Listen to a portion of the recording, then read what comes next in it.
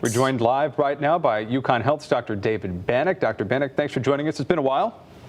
Yes, it has. Thanks for having me on again. So how important are these numbers? I think let's start with that before we get into anything else. We really haven't been keeping track of them and reporting them. Now we have so many people who are, boosted up. How relevant is this to be even reporting these numbers? Yeah, so, I think the numbers are relevant. Certainly, they tell us that COVID is circulating in the community. We're seeing patients in the hospital with COVID. I think we have to take the numbers with a grain of salt. A lot of folks with COVID, particularly in the community with milder illness, are testing at home with antigen tests, and those don't get reported or factored into the numbers. So I think that's a large portion of what's occurring. But, the numbers do tell us that COVID is circulating and, something that we have to keep an eye on. Dr. Banach, we know people who have COVID. We know people who have gotten COVID twice, even in the last 3 months. How do you incentivize people to get the boosters when it seems even people who are vaccinated and have all of the boosters are still getting sick?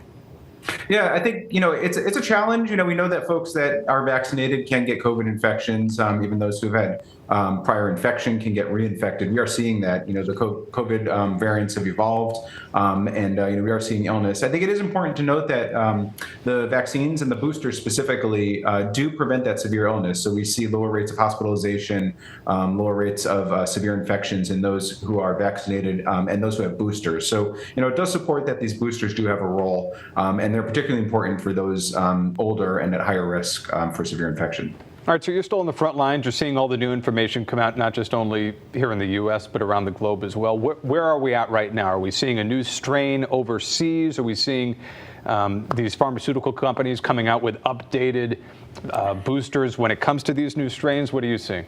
Yeah, so I think in terms of what we're seeing, we are seeing several different variants that are occurring in the community. In Europe, they're seeing a pretty significant increase in COVID, both community infections and hospitalizations, and that's being driven by a few different variants. So if you'll recall, in past waves, we've seen a single variant, subvariant, driving transmission. Right now we're not seeing one particular dominant subvariant, but a few different subvariants, all of the Omicron lineage. So, a little bit concerned by what we're seeing in Europe, and that may portend increased transmission here in the U.S. But, I think we sort of know what we have available to protect us. We have the vaccines. They still are effective in preventing severe infection, again, particularly for those at highest risk. And then for those who do have COVID and risk factors for severe infection, we have good therapeutics. The oral antivirals, and specifically Paxlovid, as well as the monoclonals, do seem to be holding up against the variants that are currently being circulated.